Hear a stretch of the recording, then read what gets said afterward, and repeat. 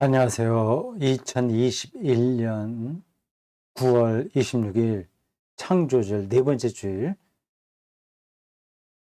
설교 복귀 하겠습니다. 복귀는 바둑에 관계된 용어예요.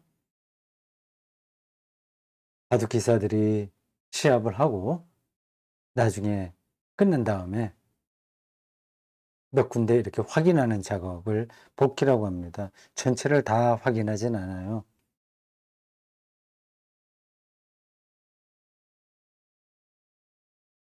이 바둑에서 수가 굉장히 다양하기 때문에 별로 자기가 하나 선택하는 거거든요.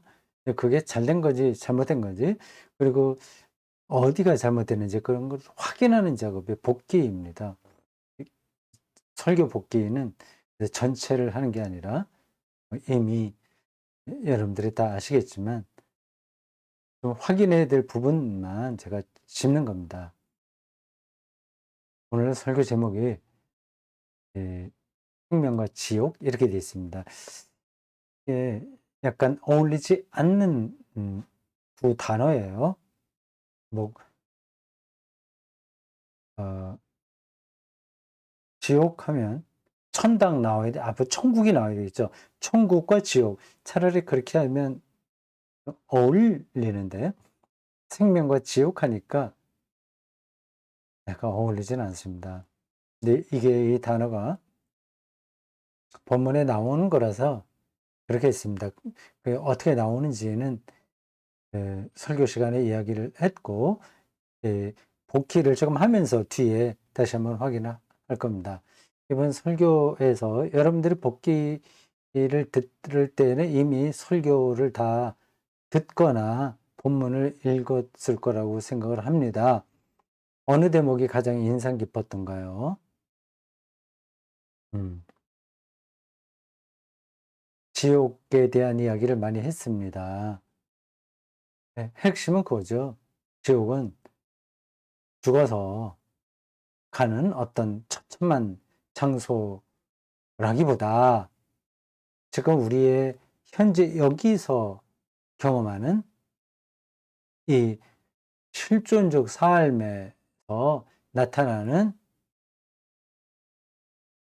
어떤 암울한 사태를 가리킨다고 하는 겁니다. 성경을 보면 죽어서 하나님 나라에 갔다, 아브라함 품에 안겼다, 그런 표현들도 있는데 죽음 이후의 문제는 성경에서 그렇게 중요하게 다루지 않습니다.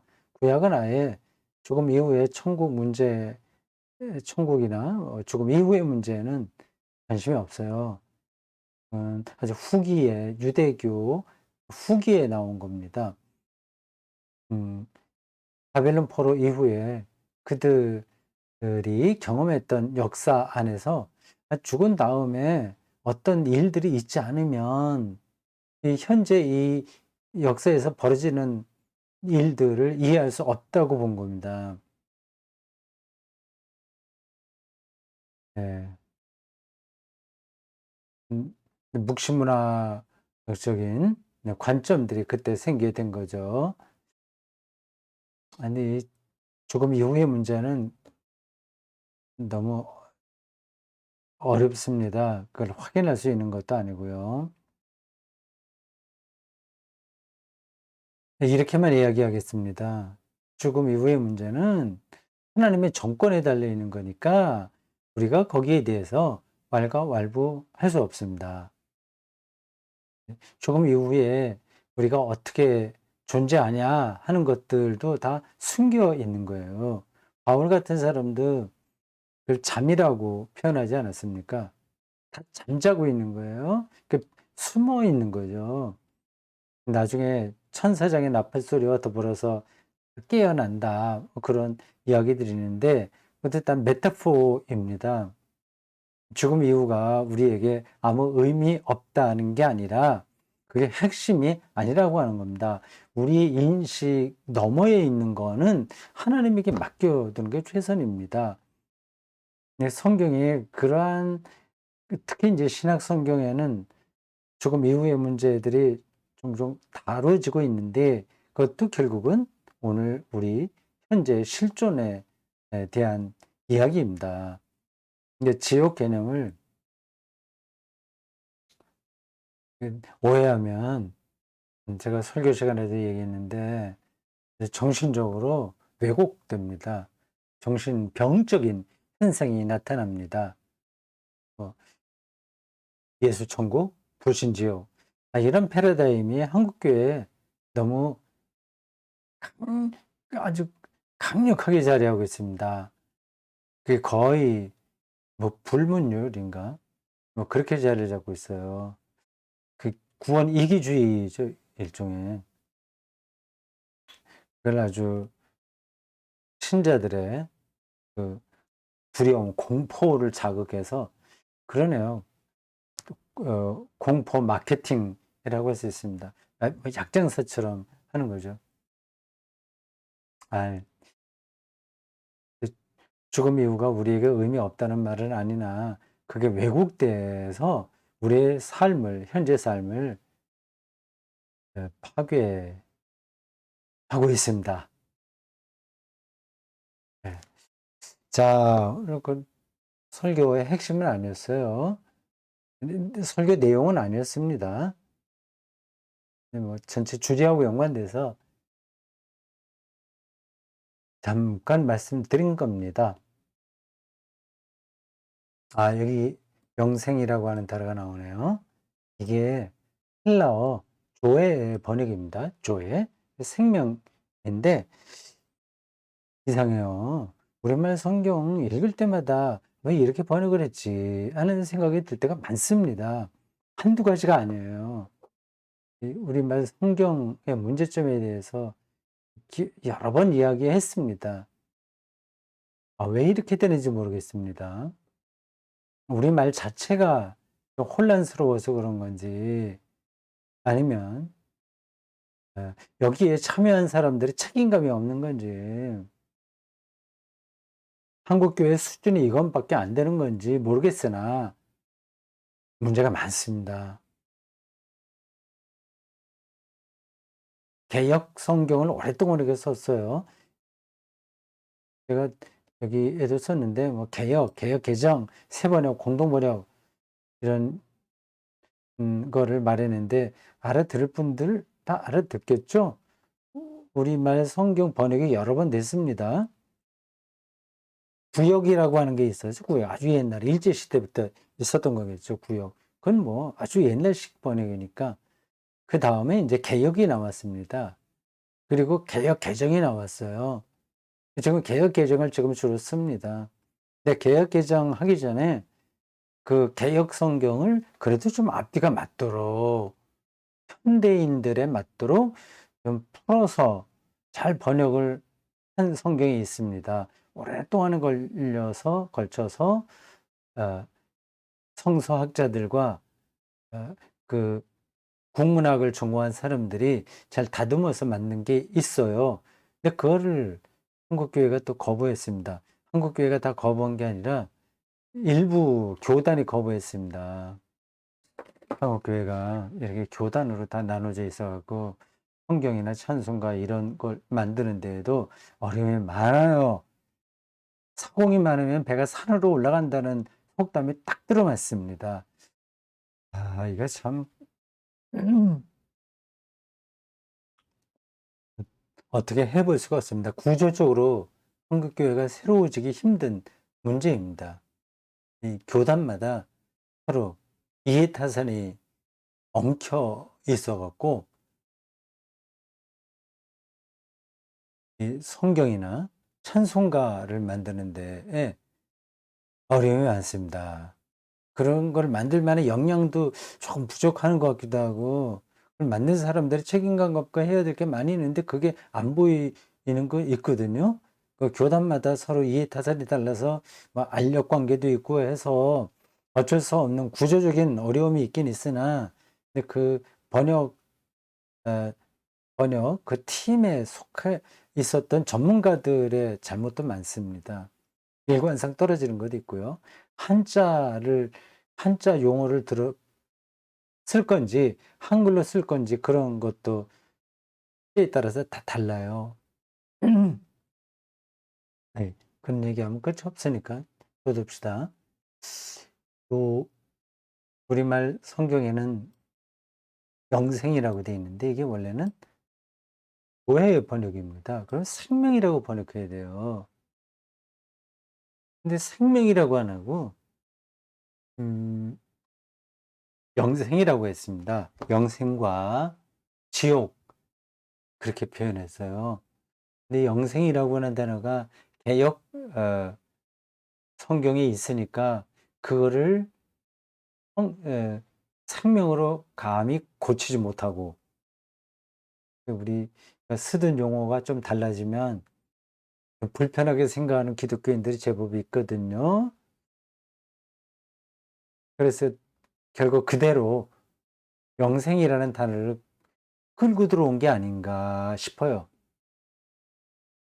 이 이런 문제들을 언제 극복할 수 있을지 모르겠습니다. 거의 불가능할 것 같습니다.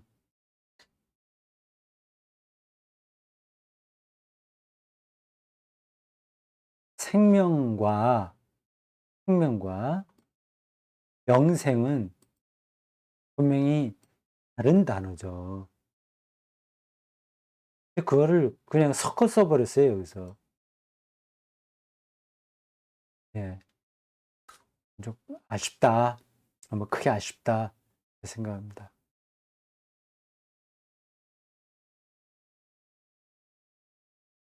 지옥 이야기를 하다가 다시 탕제의 비유 를 말씀드렸습니다. 탕제의 비유는 아니죠. 그게 뭐 그 내용은 여러분들이 아실 겁니다. 둘째 아들이 뭐 재산을 유산을 달라고 그래서 자기 몫을 갖고 멀리 가서 다 허랑방탕하고 하다가 돌아왔다는 이야기입니다. 그 비유의 주제는 그 아들이 아니라 아버지에게 있는 겁니다. 아버지의 사랑을 이야기하는 거예요. 근데 그거를 어, 왜곡하는 경우가 많이 있습니다. 일부러 왜곡하는 건 아닌데 모르고 그렇게 설교하는 목사들이 많이 있습니다. 제 기억에 신학교 다닐 때 빌리그레암 목사가 여의도 광장에 와서 대형 집회를 열었거든요. 그 이후로도 분위기는 다 비슷했고 어, 미국의 경건주의와 부흥운동이 다 그러한 분위기입니다. 운동이죠. 빌리그램 목사의 18번 설교가 탕자 이야기입니다. 그거를 아주 극적으로 표현하면 이제 우리가 다 탕자다. 눈물 콧물 다 흘리고 두 손 들고 회개하고 다 여기 죄 지은 사람 앞으로 나오십시오 하면서 죄를 인정하게 하고 회심시키는 설교입니다. 회심 설교가 핵심인 거죠. 근데 그 설교를 하려고 이 본문을 들이댑니다.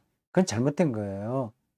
여기서 핵심은 이 둘째 아들이 아닙니다. 아버지예요. 아버지의 사랑. 그, 그 둘째 아들이 막 자기 크게 잘못하다가 돌아와서 아버지 앞에서 회개했다는 그 얘기, 뭐 그런 부분들이 조금 나오긴 합니다. 이제는 내가 아들이라고 불림을 받지 않겠다. 종이 되겠다. 뭐 그런 얘기를 했는데, 그것도 핵심은 아닙니다. 아버지예요. 예수님이 그 비유를 한 겁니다. 율법주의에 근거한 바리새인들과 율법 교사들의 가르침에 대항하는 예수님의 가르침인 거죠. 저는 날이 갈수록 점점 더 예수님이 어떤 분이셨을까 하는 생각을 하게 됩니다. 예수님의 하나님 경험. 그게 더 궁금해요. 뭐 대충 알긴 압니다. 근데 그게 중요하다는 게 더 느껴진다는 거죠. 제가 앞으로 쓰고 싶은 책들이 좀 남아 있습니다. 비교적 책을 많이 쓴 사람에 속하는데, 어, 그래도 몇몇 제목들이 있습니다. 어떤 주제가 있어요. 이미 원고가 있는 것도 있고, 제가 신학대학에서 강사로 나가면서 강의한 내용도 어, 그 과목이 여러 개 있는데, 그것도 사실은 책으로 묶어내고 싶긴 해요. 근데 그걸 다 정리는 뭐 제 원고는 다 있으니까 되는데, 그거를 내줄 만한 출판사가 얼마나 있을까 하는 생각도 들고요. 아직 뭐 실제적으로 어플라이는 해보지 않았습니다. 여성신학, 또 해석학, 뭐 조직신학, 또 몇 개 더 있습니다.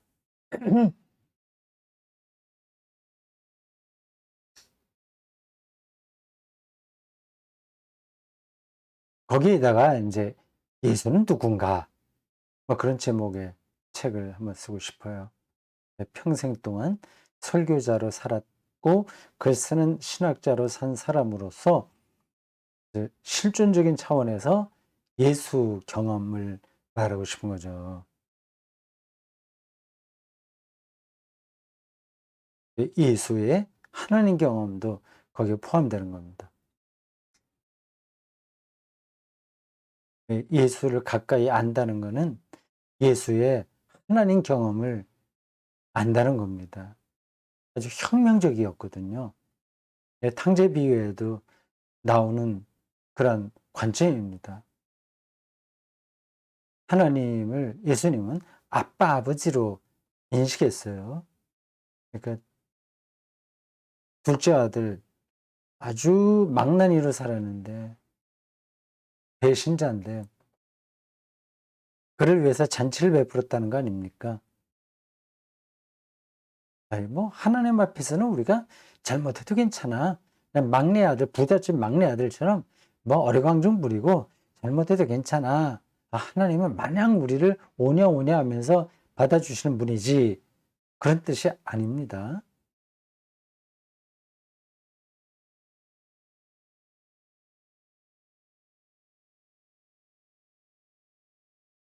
하나님의 전적인 사랑이 우리가 하나님 경험의 핵심입니다. 이런 쪽으로 제가 점점 더 좀 생각을 많이 하게 돼요. 그리고 그 실질적이라고 하는 걸 압니다. 하나님 안에서는 모든 것들이 선한 거예요.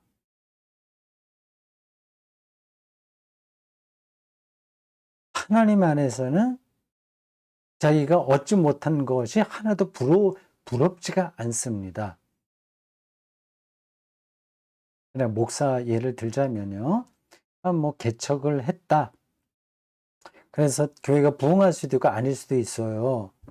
부흥하면 누구나 다 교회가 부흥하려고 기도하고 노력하지 않습니까? 부흥하면 그걸 은혜로 알고 어, 그렇게 살면 되죠. 근데 부흥하지 않았다. 그러면 그 부흥하지 않은 게 또 하나님의 은혜인 거예요. 아, 내가 부흥해봤자 뭐 재미도 없을 거야. 그 차원이 아니라 부흥하지 않음으로 더 풍성한 어떤 목회적인 의미를 얻는 겁니다. 그거를 붙들어야죠. 선한 하나님. 사람이 늙을 때까지 건강하게 산다면 얼마나 좋겠어요. 그것도 그렇게 살면 좋죠. 그럼 하나님이 우리를 사랑하셨다 이렇게 고백하면 됩니다. 근데 중간에 병이 걸려서 힘들다. 그래도 그것마저도 하나님의 은혜가 되는 거예요. 이거는 내가 건강하지 못하기 때문에 자기를 합리화해서 뭐 이것도 어쩔 수 없지 이게 아니라 병들므로써 병들지 않으면 얻지 못할 영적인 깊이가 있는 거죠. 아주 막 나가서 아주 거칠게 이야기합니다. 일찍 죽었다. 그렇다고 하더라도 그것도 은혜일 수 있습니다. 오래오래 살면서 다른 사람들한테 민폐를 끼치거나 뭐 그렇진 않다고 하더라도 어 여러 가지 겪어야 될 어려움들이 있지 않습니까? 어 그렇게 하지 않고 자기 생명이 끊어졌다고 하는 것은 또 은혜라고 할 수 있는 거죠. 말이 되나요? 어떤 중요한 점을 말하려고 했는데 말을 하다 보니까 그게 전달이 안 될 것 같아서 그냥 그만두겠습니다. 이 소위 말하는 탕제 비유에서 아버지의 그 사랑의 핵심이다고 하는 겁니다. 그러니까 죽어서 지옥 갈까 하는 걱정하지 말라고 그랬어요. 뭐 어떤 분들에게는 그러한 이야기가 충격적으로 들렸을지 모릅니다. 우리가 하나님의 뜻이 어떤 건지 다 모릅니다. 근데 모르면서 아는 것처럼 자꾸 이야기하는 거 참 우스운 거예요. 근데 모르기 때문에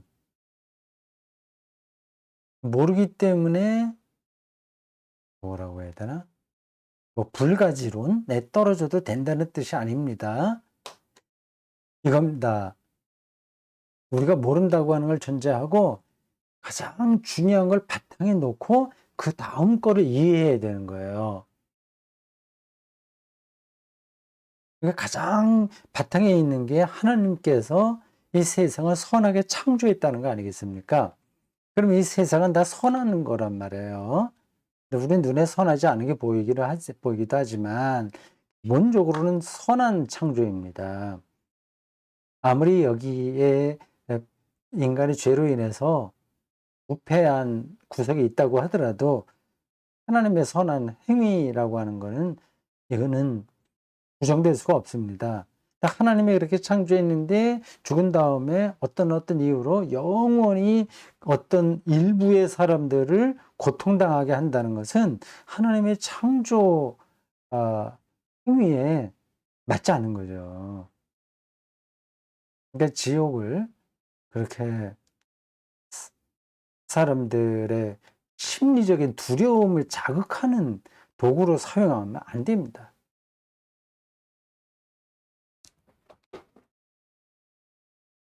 자, 탕제 비유 잘 읽어보십시오.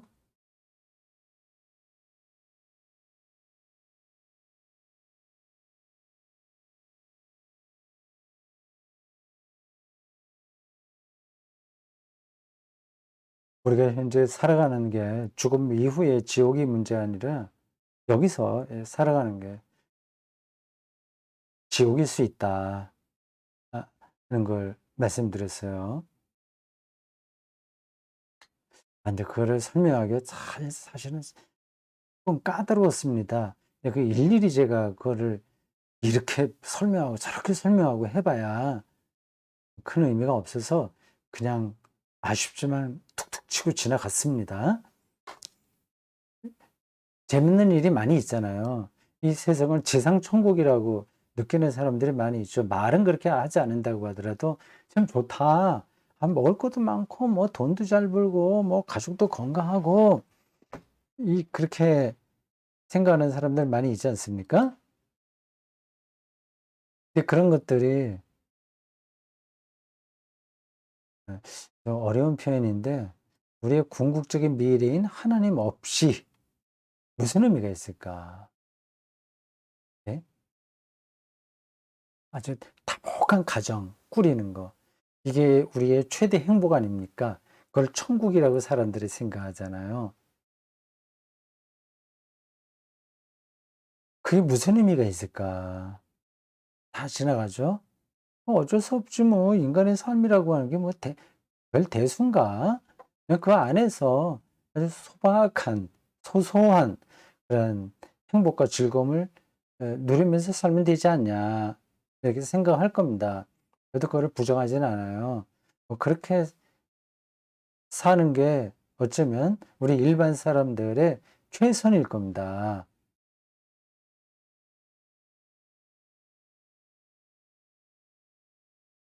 근데 결국은 그 모든 것들이 다 파손된다고 하는 게 분명합니다. 거기에 매달려 봤자 아무것도 남는 게 없어요. 그 소소한 행복을 제가 부정하는 게 아닙니다. 근데 그게 허상일 가능성이 많이 있어요. 여기 두 젊은이가 있다고 합시다. 너무 뜨겁게 사랑했어요. 그냥 자기들이 죽어도 괜찮다고 생각했습니다. 네, 결혼해서 이렇게 삽니다. 뜨거웠던 시간들은 다 지나가요. 그런 건 추억으로만 남는 겁니다. 우리가 여기서 행복하다고 말하는 그런 조건들도 그냥 추억으로만 남게 되지, 그것이 우리를 계속 지탱해 가지 못해요. 뜨거운 사랑에 빠졌던 연인들이 현실에서는 어쩌면 더 공허감을 느낄 수도 있습니다. 우리의 궁극적인 미래를 할 수 있는 하나님, 요 용어를 사용하면서 이게 전달이 안 될 텐데 좀 그런 걱정을 조금 했습니다.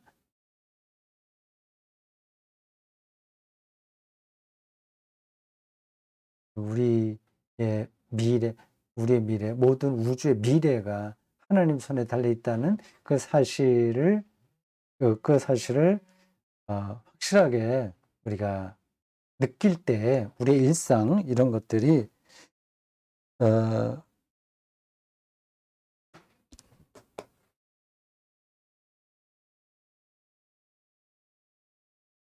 음,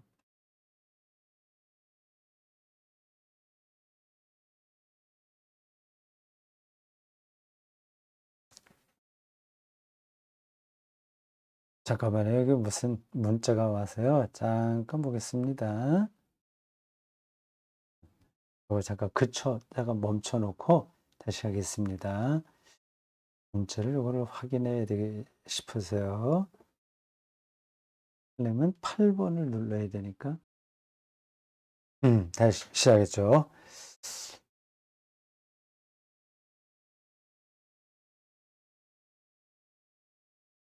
제가 이 녹화를 하고 있는 앱이 OBS라고 합니다. 그 편리한 기능이 많이 있는데 그 중에 하나가 녹화하다가도 어떤 단추를 누르면, 단축키죠. 누르면 딱 멈춰 있다가 다시 누르면 그대로 다시 시작합니다.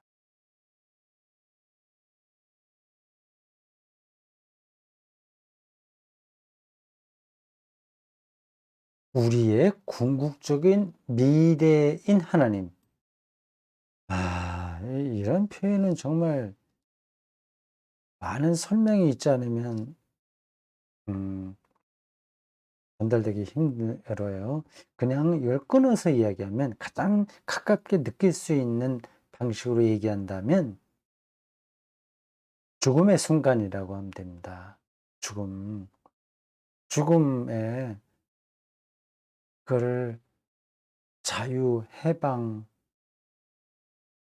안식, 그런 차원에서 내가 확 받아들이지 않는다면, 그는 우리의 행복한 삶의 조건들은 그냥 뜬구름 잡는 거하고 마찬가지인 거죠. 그냥 추억으로만 남는 거야 되는 거예요. 우리의 과정을 살아가는 삶의 과정이 다 죽음에서 결말이 맺어지는 거, 글로 가는 거 아니겠습니까? 그쪽으로 결국은. 이제 궁극적인 미래인 거죠. 우리가 여기서 살고 있는 동안은 그 죽음이 궁극적인 미래예요. 하나님을 궁극적인 미래라고 할 때는 그것도 넘어서는 이 우주 전체의 에, 마지막 혹은 새로운 시작, 그런 걸 얘기하는 거죠. 그런 것들을 우리가 그냥 일상적으로 살아가면서 느끼기는 조금 힘들긴 해요. 뭐 어쩔 수 없습니다. 이게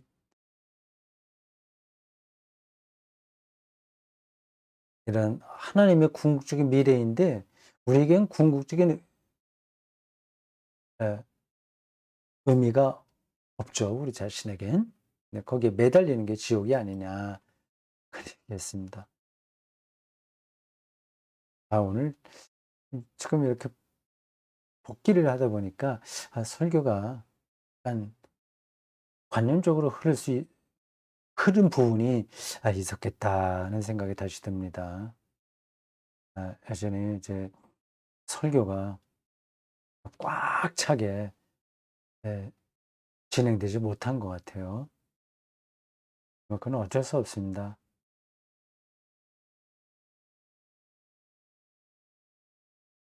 빅토리아 앤드 압둘이라고 하는 영화를 잠깐 얘기했습니다.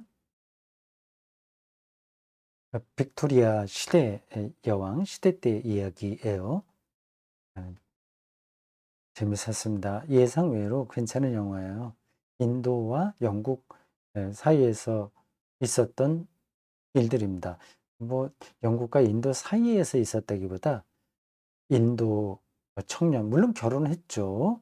청년과 영국 여왕 사이에 있을 수 없는 어떤 에피소드가 벌어집니다. 그게 영국 역사에는 기록되지 않았겠는데 이 압둘의 일기인가 그게 나중에 발견됐다고 하네요. 빅토리아 여왕이 많이 나이 늙어서 아주 위대한 여왕입니다. 그가 세계 최고의 권력자 아닙니까? 어, 군림은 하되 통치는 하지 않는다. 그러한 어, 안에서 패러다임 안에서 영국 세계 해가 지지 않는 나라 국가였던 그 연방 뭐라고 정확한 용어는 모르겠는데 영국을 필두로 하는 여러 식민지를 갖고 있었던 영국의 최고 통치자, 군림자입니다. 여왕이긴 한데 실제 통치는 수상이 하죠. 어쨌든 그 여왕의 결재를 받지 않으면 일이 처리가 안 돼요. 네, 아주 위대한 여왕이었는데 그게 영화로 그렇게 만들기 위해서 그랬는지 모르지만 아마 실제라고 생각합니다. 근데 기계처럼 그 안에서 살아요. 아주 똑똑한 여자예요. 국가관도 분명하고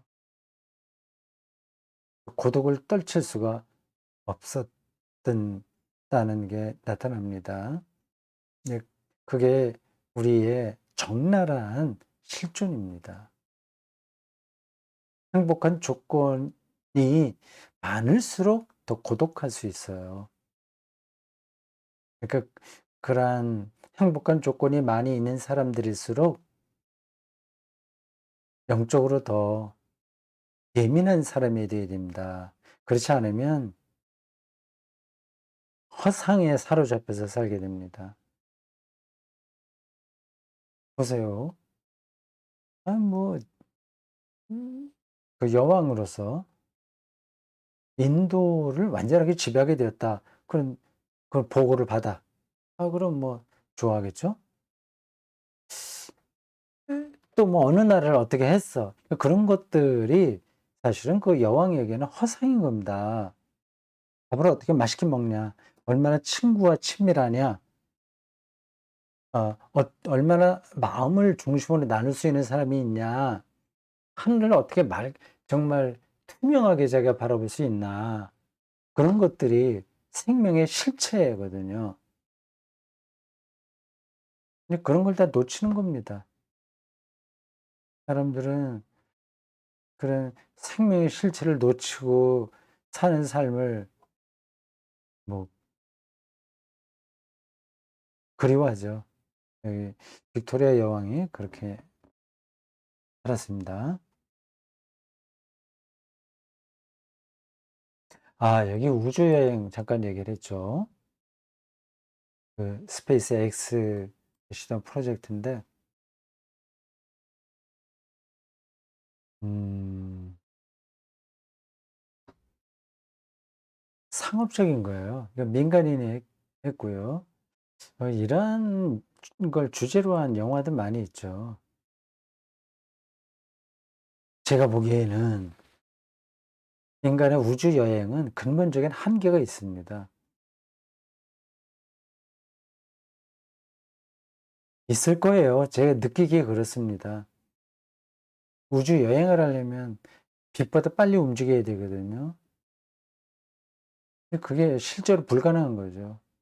웜홀이라고 해서 지금 시간과 공간을 더 압축한 어떤 차원이 있다고 하는데, 뭐 그렇게 되면 그건 이제 현재의 물리학과는 전혀 다른 차원이니까 그건 또 예배를 쳐야 됩니다. 현재 우리가 알고 있는 이러한 물리학의 차원에서는 빛과 같은 속도를 내는 비행 물질을 만들 수가 없어요. 그렇다면 우주 여행은 불가능한 거죠. 뭐 그것만이 아니라 다른 이유도 있습니다. 여기에는 상업적인 그 우주 여행 이거 뭐 그럴듯하게 얘기를 하긴 하는데, 제가 보기에는 별로 그렇게 썩 좋은 시도들은 아닙니다. 하지 말라는 얘기 아니라 뭐 그러한 연구를 하면서 그 연구가 인류에게 좋게 쓰일 때가 있긴 있을 겁니다. 근데 외계인이 뭐 지구를 쳐들어온다고 할 때 우주 과학 기술이 있어야 대응할 수 있잖아요.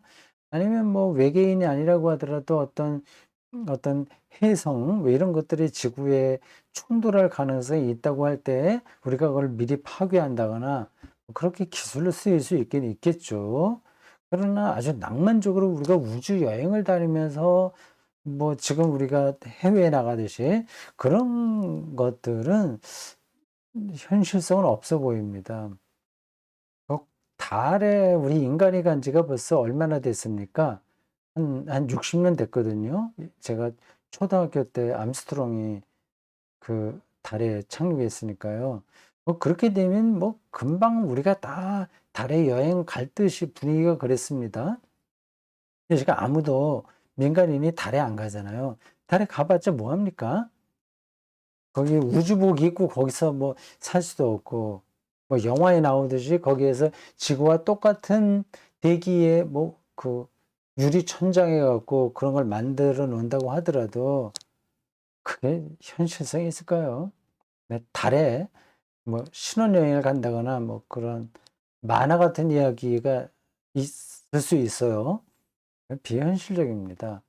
달에 간 지가 벌써 60년이 됐지만 상업적으로는 거기 여행을 안 가잖아요.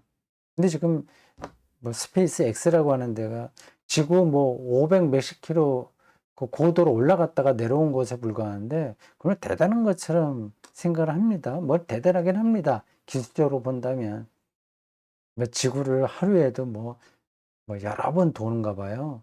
80분에 한 번씩 지구를 돈다고 하는데 그들이 경험한 것은 지구를 우리가 지구 땅에 있으면은 못 볼 그런 거를 바깥에서 좀 보는 것뿐입니다.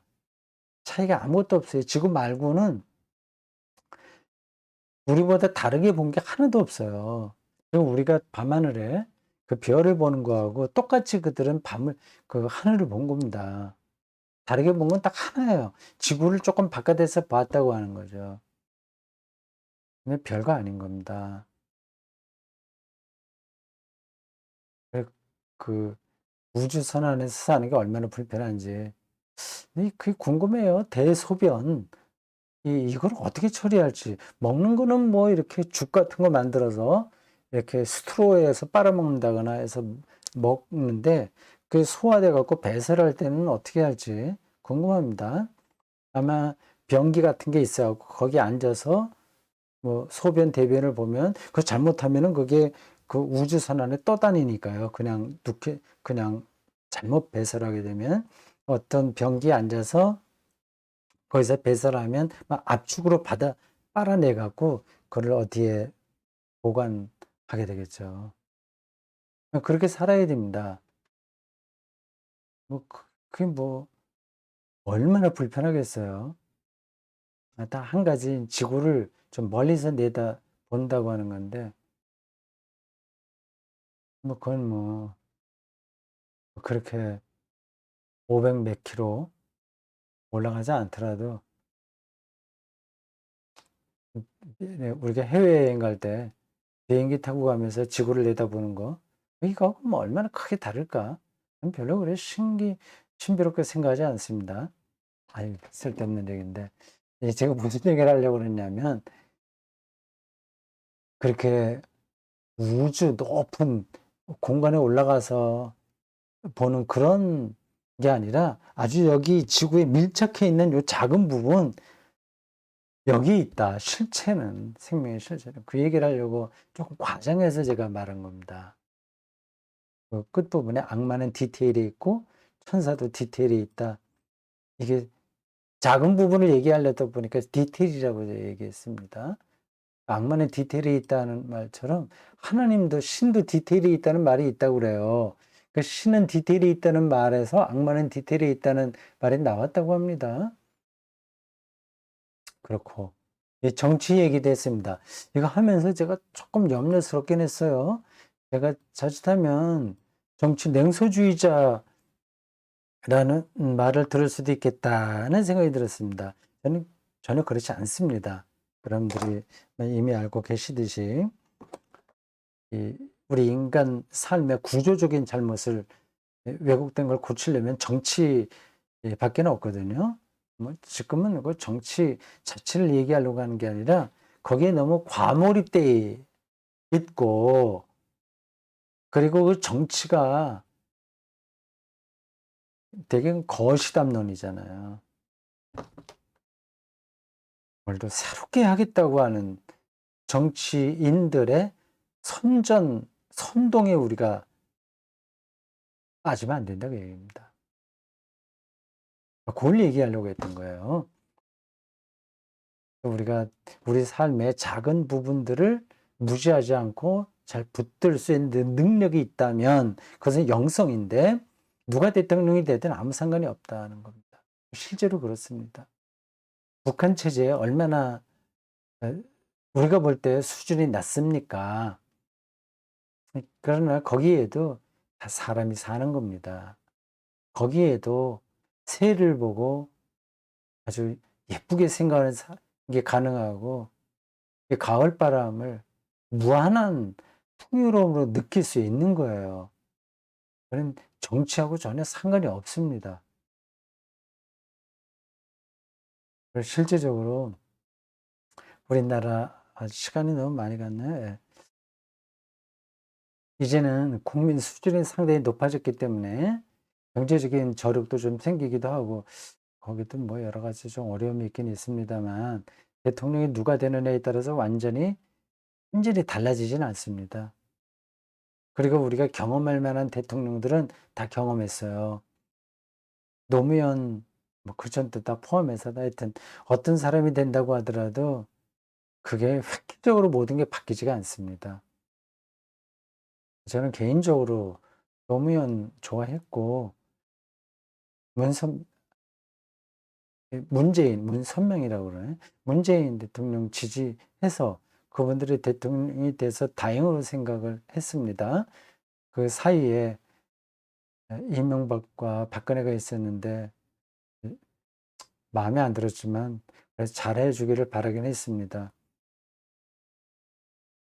뭐 제가 볼 때 뭐 장단점, 비판 뭐 그런 건 할 수 있긴 있으나 그들 때문에 내 삶이 완전히 망가지지는 않습니다. 문재인 대통령이 있어서 모든 문제가 다 해결되는 게 아니에요. 박근혜 대통령이 있다고 해서 모든 문제가 헝클어지는 것도 아닙니다.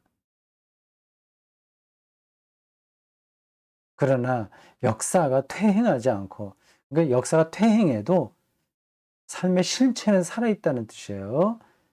퇴행을 막기 위해서 우리가 가능한 대로 괜찮은 지도자를 뽑으려고 하는 거죠. 그게 우리를 구원하지는 않습니다. 좀 바꿔서요. 우리보다 정치적으로 수준이 높은 나라로 갔다고 합시다. 어느 나라를 생각하겠어요? 스위스가 좋습니까? 근데 미국은 더 좀 이상하죠. 스위스, 노르웨이, 스웨덴 갔다고 합시다. 거기 갔다고 해서 우리가 뭐 천국에 간 것처럼 살 수 있겠습니까? 우리가 준비가 되지 않으면 거기도 지옥이에요. 자, 너무 과몰입하지 말자. 우리가 역사의식을 갖고 정치적 선택을 하긴 하되, 어, 우리 삶의 실체는 하나님과의 관계에서 주어진다. 그 얘기를 하려고 한 겁니다. 아, 여기까지 해야 되겠네요. 오늘 좀 길었습니다. 수고했습니다.